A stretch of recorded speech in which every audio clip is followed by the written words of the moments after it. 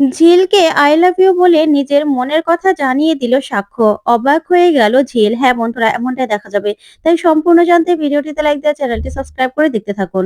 গল্পের শুরুতে দেখা যাবে ঝিলকে সাক্ষ্য বলে নিজের মনের জোর রাখো। তখন ঝিল বলে মনের জোর রেখে আর কি করব? এই অপারেশনটা খুবই ক্রিটিক্যাল। তুমিই তো বললে যে আমি নাও বাঁচতে পারি। তখন সাক্ষ্য বলে হ্যাঁ, সেটা তো ঠিক। তারপরেও সেজন্য নিজের মনের জোর রাখবে না? সেটা কি করে হতে পারে? তোমাকে তো গান গাইতে হবে। এত ভালো গান গাইলে তুমি মরে গেলে কি করে হবে বলো তো? তখন ঝিল বলে, "না, না, আমাকে দিয়ে কিচ্ছু হবে না। গান-টান কিছু হবে না। কারণ কদিন পরেই তো ওদের একেক করে বিয়ে হয়ে যাবে। আর আমি একা, একা থেকেই বা কি করব? তার থেকে আমি চলে যাই তাই ভালো।" তখনই সাক্ষ্য বলে, "তার মানে তোমার শেষ কোনো ইচ্ছে নেই, তাই না? তবে, তবে আমার বিয়েতে তো তোমাকে থাকতে হবে।" তখন ঝিল বলে, "আমি কি করে থাকবো? আমার বন্ধুরা না হয় থাকবে?" তখন সাক্ষ্য বলে, "না, না, তুমি না থাকলে তো হবেই না। তোমাকে যে আমার বিয়েতে থাকতেই হবে।" তখন ঝিল বলে, "এত তাড়াহুড়ো, এত তাড়াহুড়ো করে বিয়ে করবে তুমি?" তখন সাক্ষ্য বলে, "হ্যাঁ, বিয়েটা তো আর ফেলে রাখা যাবে না। বিয়েটা তো করতেই হবে। তুমি বিয়ে করবে না?" তখন ঝিল বলে, "না, একবার আমার বিয়ে বিয়ে হয়ে গেছে। আমি আর বিয়ে করতে চাই না।" তখন সাক্ষ্য বলে, "ওটা তো একটা পুতুল খেলার মতো বিয়ে ছিল। আর সেটা মেনে তুমি বসে থাকবে?" তখন ঝিল বলে, "হ্যাঁ, ওই বিয়েটাই আমার কাছে সবকিছু। আমি আর কোনো বিয়ে করতে চাই না।" তখন সাক্ষ্য বলে, "ঠিক আছে, তোমাকে কিন্তু আমার বিয়েতে থাকতেই হবে। কথা দাও, তুমি থাকবে? তুমি না থাকলে কিন্তু হবে না। আমার বিয়েতে তোমাকে গান গাইতে হবে।" তখন ঝিল বলে, "ঠিক আছে, যদি বেঁচে থাকি তাহলেই তো থাকবো। না হলে আর কি করে থাকবো?" তখন সাক্ষ্য বলে, "হ্যাঁ, তোমাকে তো বেঁচে থাকতে হবে ঝিল। সেজন্যই তো বলছি।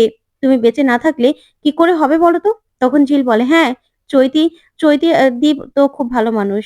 তার সঙ্গেই তো তোমার বিয়ে হওয়ার কথা ছিল। মাঝখান থেকেই তো আমি চলে আসলাম। তার কি দোষ ছিল?" তখন সাক্ষ্য বলে, "হ্যাঁ, তাই তো। তার কি দোষ ছিল? কোনো দোষ ছিল না তো।" তখন ঝিল বলে, "হ্যাঁ, আমারই দোষ। আমার জন্যই তোমাদের বিয়েটা হলো না। এখন এখন তুমি চৈতিদিকে বিয়ে করে নাও।" তখন সাক্ষ্য বলে, "ঠিক আছে, সেটা না হয় পরে হবে।" তখন ঝিল বলে, "তুমি না ইনজেকশন দিলে আমি একটুও ব্যথা পাই না। ওই নার্স ইনজেকশন দিয়েছিল, খুব ব্যথা পেয়েছিলাম।" তখন সাক্ষ্য বলে, "যাক, ইনজেকশনটা দিতে পারি তাহলে, তাই না?" তখনই নার্স আসে আর এসেই বলে, "স্যার আসবো?" তখন সাক্ষ্য বলে, "হ্যাঁ, সবাই রেডি তো?" তখনই সবাই সেখানে চলে আসে। যারা অপারেশন করবে। তখন সাক্ষ্য বলে, "ঠিক আছে, অপারেশনের ব্যাপারে আমরা তো সব কথা আগেই বলে নিয়েছিলাম, তাই তো?" তারপরেই ঝিল বলে, "না, না, আমার না খুব ভয় করছে।" তখন সাক্ষ্য বলে, "একদম চুপ করো। ভয় পেলে হবে? তোমাকে তো মনে জোর রাখতে হবে।" তারপরেই সাক্ষ্য সবাইকে বলে, "ঠিক আছে, আপনারা গিয়ে তৈরি হয়ে নিন। আমি ওকে আরেকটা ইনজেকশন দেওয়ার আছে তো, সেটা দিয়ে নিচ্ছি। ঠিক আছে? তারপরেই আপনাদেরকে ডেকে নেব। এবার এবার আমাদের কাজটা কিন্তু আমাদের শুরু করতে হবে।" তারপরে সাক্ষ্য অপারেশনের ব্যাপারে কথা বলতে থাকে। তখন ঝিল বলে, "এ কি? এখনই কি আপনারা আমার মাথাগুলো অপারেশন করা শুরু করবেন নাকি?" তখন সাক্ষ্য বলে, "চুপ করো। আমি কথা বলছি তো।" তারপরেই সবাই সেখান থেকে চলে যায়।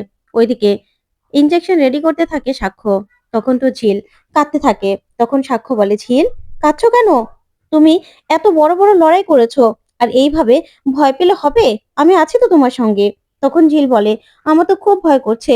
তুমিই তো বললে যে আমার নাকি এটা খুব বড় অসুখ। তাহলে আমি ভয় পাবো না?" তখন সাক্ষ্য বলে, "হ্যাঁ, তাতে কি হয়েছে? আমি তো অপারেশন করব। তুমি একদম সুস্থ হয়ে যাবে দেখবে। এই ইনজেকশনটা দেওয়া দরকার ছিল। তার জন্য দিয়ে নিলাম। তারপরেই আরেকজন ডক্টর তোমাকে একটা ইনজেকশন দেবে। তারপর কথা বলতে, বলতেই তুমি ঘুমিয়ে পড়বে। তারপরে আমরা অপারেশনটা শুরু করব। তোমার মাথাটা খুলে অপারেশনটা করতে হবে তো?" তখন ঝিল বলে, "কি? মাথা খুলে অপারেশন করতে হবে?" তখন সাক্ষ্য বলে, "হ্যাঁ।" তারপরেই ঝিল বলে, "আমি যদি আর বেঁচে না থাকি?" তখন সাক্ষ্য বলে, "কি যে বলো না? তোমাকে তো বাঁচতেই হবে ঝিল। তুমি বাঁচবে। তোমার কিচ্ছু হবে না দেখো। তোমার কিচ্ছু হবে না। তার আগে তোমাকে তো আরেকটা কথা বলার আছে।" তখনই ঝিল বলে, "কি?" তখন সাক্ষ্য ঝিলের কানে, কানে গিয়ে বলে, "Jhil, I love you. I love you my wife." তখন তো এই কথা শুনে ঝিল অবাক হয়ে যায় আর সাক্ষ্যর দিকে তাকিয়ে থাকে। আর সাক্ষ্য ঝিলের দিকে তাকিয়ে থাকে। তখন ঝিল মনে মনে ভাবে যে এটাও কি সত্যি? তখনই সাক্ষ্য ঝিলকে বলে, "হ্যাঁ ঝিল, আমি সত্যি কথা বলছি।" তখনই দেখা যাবে ডক্টররা সবাই চলে আসে। ওইদিকে সাক্ষ্য চলে যায়। তখনই ঝিলকে ঝিলকে ওরা শুইয়ে দেয়। আর তখন ইনজেকশন দিলেই ঝিলকে ডক্টর জিজ্ঞাসা করতে থাকে, "তোমার নাম কি?" তখন ডক্টরদের কথার উত্তর দিতে থাকে ঝিল। যতক্ষণ জ্ঞান থাকে ততক্ষণই সবার কথার উত্তর দেয় ঝিল। তারপরে দেখা যাবে ঝিল অজ্ঞান হয়ে যায়। তারপরেই সাক্ষ্য সেখানে আসে। এসেই বলে, "কি, কাজ হয়ে গেছে?" তখন বাকি ডক্টররা বলে, "হ্যাঁ স্যার, কাজ হয়ে গেছে। তখন সাক্ষ্য ঝিলকে বলে, ঝিল শুনছো, কথা শুনছো? কিন্তু ঝিল কোনো কথাই বলে না। তখন সাক্ষ্য বলে, ঠিক আছে, এবার আমরা রেডি অপারেশনের জন্য। এই বলেই অপারেশন হতে থাকে। ওইদিকে ঝিলের বস্তির সবাই চলে আসে ঝিলের জন্য। ঝিলের বন্ধুরা সবাই মিলে ঝিলের অপারেশনের বাইরে অপেক্ষা করতে থাকে। ওইদিকে ঝিলের মা কাঁদতে থাকে। তখন ঝিলের বোনও খুব কষ্ট পেতে থাকে। এদিকে ঝিলের অপারেশন হচ্ছে। সাক্ষ্য নিজের হাতে ঝিলের অপারেশন করে। ওইদিকে সবাই অস্থির হয়ে বসে আছে। তারপরেই অপারেশন শেষ হলেই সাক্ষ্য বাইরে আসে। তখন তো সবাই মিলে সাক্ষ্যকে চেপে ধরে আর বলে, ঝিল ঝিল বেঁচে আছে তো? তখন ঝিলের মা বলে, আমার মেয়েটা কি মরে গেছে? হ্যাঁ, আমার মেয়েটা আর বেঁচে নেই, তাই তো? তখনই সাক্ষ্য বলে, আমি কখন বললাম আপনাকে? কি বলছেন এসব? তখনই পাড়ার আরো মহিলারা বলে, না, একটু পরেই তো আপনারা বলবেন। না, আমরা আপনাদের মেয়েকে বাঁচাতে পারলাম না। সরি, ও আর বেঁচে নেই। তখন তো সাক্ষ্য ওদের কথা শুনে চমকে যায়। আর তখনই সাক্ষ্য প্রচন্ডভাবে রেগে যায় আর বলে, কি বলছেন বলুন তো আপনারা? মারা গেছে মানে? আপনারা খুব সিরিয়াল দেখেন, তাই না? ওগুলো না সিরিয়ালই হয়, বাস্তবে হয় না। বুঝতে পেরেছেন? আর আপনাদেরকে কি আমি একবারও বলেছি যে ঝিল সুস্থ নয়, ঝিল বেঁচে নেই? আপনাকে বলেছি আপনাদের? কি বলছেন আপনারা? এসব কথা কেন ভাবছেন?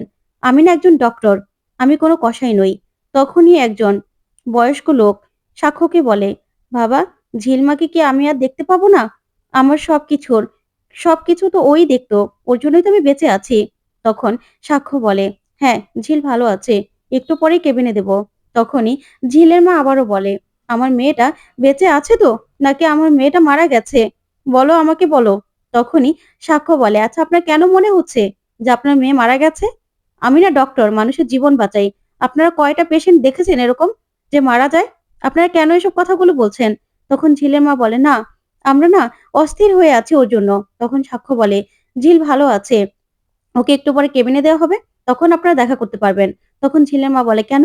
আমরা এখন দেখা করতে পারবো না? তখন সাক্ষ্য বলে, না, ও আইসিইউতে আছে, ইনফেকশন হয়ে যাবে।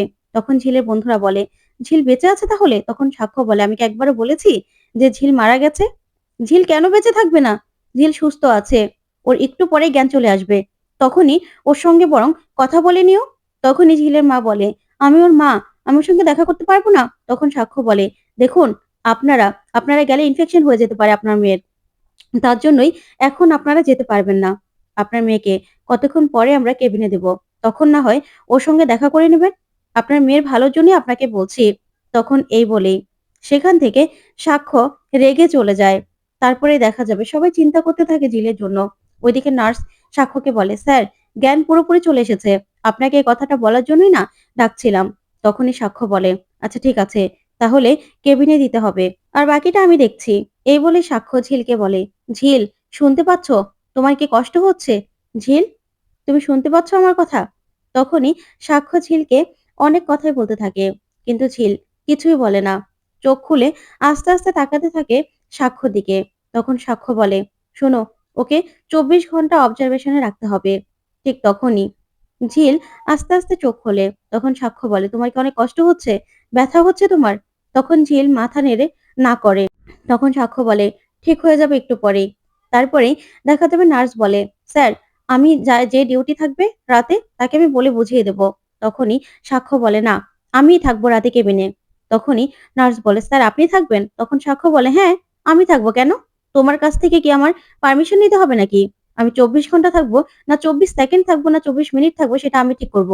তোমাকে এত কিছু ভাবতে হবে না। তারপরেই সাক্ষ্য ঝিলকে বলে, ঝিল, কষ্ট হচ্ছে তোমার? তোমার মা, সবাই, বন্ধুরা সবাই মিলে তোমার জন্য অপেক্ষা করছে। সবাইকে না তুমি একটু বলে দিও যে আমি না খুব খারাপ একটা অপারেশন করি না। আমি খারাপ মানুষ নই। এগুলো না সবাইকে বলে দিও। তখনই ঝিল অনেক কষ্টে ওর মায়ের কথা বলে। তখন সাক্ষ্য বলে, হ্যাঁ, তোমার মা আছে তো? বাইরে সবাই তোমার জন্য অপেক্ষা করছে। আচ্ছা, একটু পরে কেবিনে দেব। তখন না হয় তাদের সঙ্গে কথা বলে নিও। তখন সাক্ষ্য আবার বাইরে আসে। তখন সবাইকে বলে, আপনাদের মেয়ের জ্ঞান চলে এসেছে, ও ভালো আছে, ওকে কেবিনে দেওয়া হবে। তখনই ঝিলের মা বলে, আমার মেয়ে ভালো আছে? আমার মেয়ে সুস্থ হয়ে যাবে তো বাবা? বলো না। তখনই সাক্ষ্য বলে, হ্যাঁ, ৮ ঘন্টা পরে আপনার মেয়ের সঙ্গে আপনি কথা বলতে পারবেন। আর যদি ৮ ঘন্টা দেরি করতে না পারেন, তাহলে কালকে আসবেন। তখন ঝিলের মা বলে, কি বলছো তুমি? ৪-৫ ঘন্টা ধরে বাইরে বসে আছি, আর ৮ ঘন্টা অপেক্ষা করতে পারবো না? তখন ঝিলের বন্ধুরা বলে, ঝিল সুস্থ হয়ে যাবে তো? তখনই সাক্ষ্য বলে, "হ্যাঁ, সুস্থ হয়ে যাবে। তবে এখনই ও গান গাইতে পারবে না। তবে আস্তে, আস্তে অবজারভেশন এ থাকলে ও ঠিক সুস্থ হয়ে যাবে।" তখন তো সবাই মিলে খুব খুশি হয়। তখন সেই বয়স্ক লোকটা বলে, "ঝিলমা সুস্থ হয়ে যাবে তো?" তখন সাক্ষ্য বলে, "আপনিই তো সে না? যাকে ঝিল ৳১,০০০ করে মাসে দেয়?" তখন লোকটা বলে, "হ্যাঁ, আমি তো মরতেও গিয়েছিলাম। আমার তো ৩ কোলে কেউ নেই। আমি তো কাজও করতে পারি না। ওই তো আমার খাওয়ার খরচ চালায়।" তখন সাক্ষ্য বলে, "হ্যাঁ, ঝিল অপারেশনের আগেই আমার কাছে টাকা দিয়ে দিয়েছিল।" তারপরেই সাক্ষ্য সবাইকে বলে, "আসলে ঝিলের কাছে কে, কে টাকা পায়? আমার কাছে ঝিল টাকা দিয়ে দিয়েছিল তো। তাই তোমরা একটু দেখে, দেখে সবার টাকাগুলো দিয়ে দিও। এখানে ৳১০,০০০ আছে।" তখন ঝিলের মা বলে, "১০,০০০ আমার মেয়ে ৳১০,০০০ কোথা থেকে পাবে? এতগুলো টাকা তো আমার মেয়ের ইনকাম করার কথা নয়। তাই তুমি দিচ্ছ, তাই না?" তখন সাক্ষ্য বলে, "না, না, ঝিলে আমার কাছে এই টাকাগুলো দিয়ে দিয়েছে। আর কত দিয়েছিল সেটা আমার মনে নেই। আপনারা বাকিটা না হয় আমাকে ফেরত দিয়ে দেবেন?" তখন ঝিলের মা বলে, "না, আমার মেয়ে যতটুকু টাকা দিয়েছে ততটুকুই আমরা নেব। বেশি কেন নেব তোমার থেকে?" তখন সাক্ষ্য বলে, ৳১০,০০০ নিন না। যা খরচ হবে সেটা না হয় পরে আবার ফেরত দিয়ে দিবেন।" তখন ঝিলের বন্ধু বলে, "না, ৳৪,০০০ ই হয়ে যাবে। আপনি ৳৬,০০০ রেখে দিন।" তখন সাক্ষ্য বলে, "তোমাদের কাছে রেখে দাও। তোমরা খরচ করো। আমার থেকে ধার করলে কি আমি কি গলা টেনে নেব নাকি?" তখন তো সেই বয়স্ক লোকটাকে ৳১,০০০ দিলেই লোকটা নিতে চায় না। তখন সাক্ষ্য বলে, "আপনি যদি টাকাটা না নেন তাহলে কিন্তু ঝিল কষ্ট পাবে।" তো বন্ধুরা, কেমন লাগলো আজকের আপডেট? কমেন্ট করে জানাও। ধন্যবাদ।